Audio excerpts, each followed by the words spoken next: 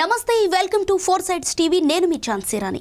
Russia ఉక్రెయిన్ల యుద్ధం ముగియక ముందే పశ్చిమ ఆసియాలో ఇంకో యుద్ధం మొదలైంది. హమాస్ గాజా స్ట్రిప్ నుండి ఇజ్రాయెల్పై దాదాపు 5,000 రాకెట్లను ప్రయోగించింది.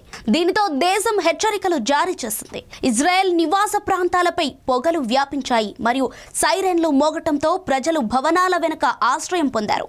ఉగ్రవాదులు వాహనాలు, పడవలు మరియు మోటరైజ్డ్ పారాగ్లైడర్లలో ప్రయాణిస్తూ రాకెట్ బ్యారేజీని కవర్గా ఉపయోగించి భద్రతా అడ్డంకులను అధిగమించి సమీపంలోని ఇజ్రాయెల్ పట్టణాలు మరియు సైనిక పోస్టులపై దాడి జరిపారు.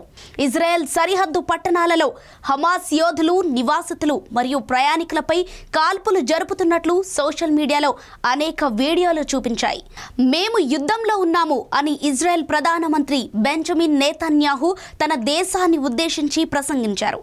నేను గాజా ప్రజలకు చెబుతున్నాను, ఇప్పుడు అక్కడి నుండి వెళ్ళిపోండి, ఎందుకంటే మేము అన్ని చోట్ల మా ప్రచండమైన శక్తితో పని చేయబోతున్నాము, కాబట్టి వారికి చేదు ముగింపు పలుకుతాము. వారు ఇజ్రాయెల్ మీద ఉపద్రవం తెచ్చిన ఈ చీకటి రోజున బలవంతంగా ప్రతీకారం తీర్చుకుంటాము అని చెప్పాడు. అయితే ఈ దాడి అక్టోబర్ 6వ తేదీ రాత్రి బాగా పొద్దుపోయిన తర్వాత, అంటే ఇంకో గంటల్లో తెల్లారుతుంది అనగా ఈ దాడి మొదలుపెట్టింది. ఇజ్రాయెల్పై మెగా దాడిని ప్రారంభించడానికి హమాస్ అక్టోబర్ 6ని ఎందుకు ఎంచుకుంది? ఇది తెలియాలంటే మనం చరిత్ర లోతుల్లోకి వెళ్లాల్సిందే.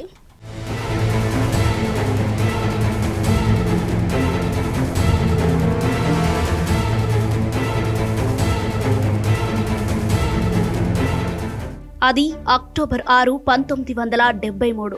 జుడాయిజంలో అత్యంత పవిత్రమైన రోజు అయిన యోమ్ కిప్పూర్ నాడు అరబ్ దేశాల సంకీర్ణం ఇజ్రాయెల్ ఆక్రమిత భూభాగాలపై ఆకస్మిక దాడులను ప్రారంభించింది. ఇది యోమ్ కిప్పూర్ యుద్ధానికి దారితీసింది. యుద్ధరేఖలు గీయబడ్డాయి మరియు ఇజ్రాయెల్ అరబ్ సంకీర్ణానికి వ్యతిరేకంగా దాడికి దిగింది. 1967లో 6 రోజుల యుద్ధం తర్వాత ఇజ్రాయెల్ ఆక్రమణలో ఉన్న గోలాన్ హైట్స్, సినాయ్ మరియు ఇతర ప్రాంతాలలో ఈ పోరాటం ఎక్కువగా జరిగింది. అప్పటి యుఎస్ అధ్యక్షుడు రిచర్డ్ నిక్సన్ ప్రపంచ అణు హెచ్చరికను జారీ చేయడంతో భౌగోళిక రాజకీయ ఉద్రిక్తతలు తీవ్ర స్థాయికి చేరుకున్నాయి. యుద్ధం తీవ్రతరం కావటంతో the organization of petroleum exporting countries యొక్క అరబ్ సభ్యులు ఇజ్రాయెల్కు మద్దతు ఇచ్చే అన్ని పాశ్చాత్య దేశాలకు చమురు పంపిణీని నిలిపివేశారు. ఇది ప్రపంచ ఇంధన సంక్షోభాన్ని కలిగించింది. 2 వారాలు మరియు దాదాపు 20,000 మరణాల తర్వాత ఇజ్రాయెల్ తన దగ్గర ఉన్న దానికంటే ఎక్కువ భూభాగాన్ని పొందడంలో విజయం సాధించింది. సరిగ్గా 50 సంవత్సరాలకు అక్టోబర్ 6, 2023న గాజా ఆధారిత హమాస్ గ్రూప్ ఆపరేషన్ అల్ అక్సా ఫ్లడ్ ప్రారంభించినట్లు ప్రకటించడంతో ఇజ్రాయెల్పై 5,000 రాకెట్ల వర్షం కురిసింది. ఇజ్రాయెల్ మరియు పాలస్తీనియన్ల మధ్య దీర్ఘకాలిక ఉద్రిక్తతలు, ముఖ్యంగా పవిత్రమైన అల్ అక్సా మసీదు సమ్మేళనంపై వివాద కారణంగా హమాస్ అధికారులు ఇటీవలే హింసకు కారణమయ్యారు. ఈ సైట్ ముస్లింలు మరియు యూదులచే గౌరవించబడుతుంది మరియు 2021లో ఇజ్రాయెల్ మరియు హమాస్ మధ్య జరిగిన 11 రోజుల రక్తపాత యుద్ధంతో సహా హింస యొక్క సుదీర్ఘ చరిత్రను కలిగి ఉంది. జుడాయిజం యొక్క పవిత్రమైన రోజులలో ఒకటైన సిమ్చాట్ తోరా రోజును ఇజ్రాయెల్కి షాక్ తగిలింది.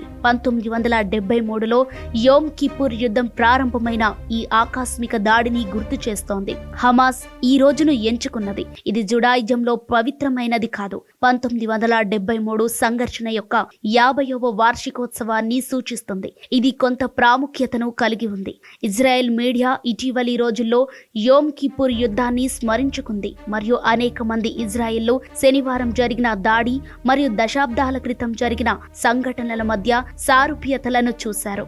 అనేక మంది ఇజ్రాయెల్లు సిమ్చాట్ తోరాను జరుపుకోవాలని యోచిస్తున్నప్పుడు హమాస్ వేలాది క్షిపణులను ఇజ్రాయెల్ భూభాగంలోకి సంచలనాత్మకమైన సముద్ర గాలి చొరబాటుతో కలిసి 100 మందిని చంపడం ద్వారా పార్టీని దెబ్బతీసింది. హమాస్ దాడుల తర్వాత ఇజ్రాయెల్ ప్రధానమంత్రి బెంజమిన్ నేతన్యాహు యుద్ధస్థితిని ప్రకటించారు మరియు పాలస్తీనా సమూహంపై, ముఖ్యంగా సున్నితమైన గాజా స్ట్రిప్లో దాడిని ప్రారంభించారు.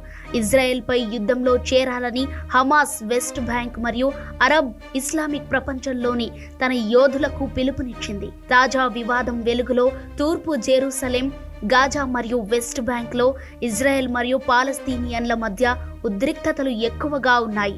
ఇజ్రాయెల్లో పాలస్తీనా మిలిటెంట్ గ్రూప్ హరాకత్ అల్ ముక్వామా అల్ ఇస్లామియా శనివారం చేసిన భీకర దాడులకు సంబంధించి సంచలన ప్రకటన చేసింది. ఇజ్రాయెల్పై దాడులకు ఇరాన్ మద్దతిచ్చిందని వెల్లడించింది.